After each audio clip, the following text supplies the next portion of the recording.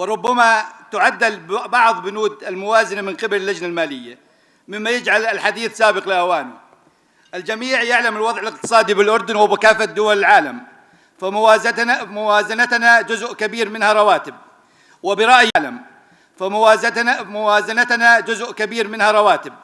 وبرأيي أن الأزمة الاقتصادية والمالية والخلل المالي هو من فعل وزير المالية السابق العسعس ورئيس حكومته، والذي تدفع ثمنه هذه الحكومة.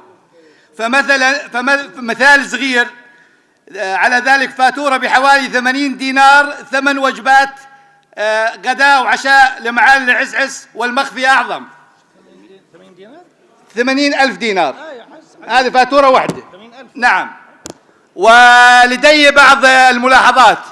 يجب أن يعكس مشروع الموازنة رؤية الحكومة ورؤية لجنة التحديث الاقتصادي، ولم نسمع بخطاب الموازنة ما يخص ذلك، ولم يذكر بخطاب الموازنة أي رؤية جديدة ومستحدثة.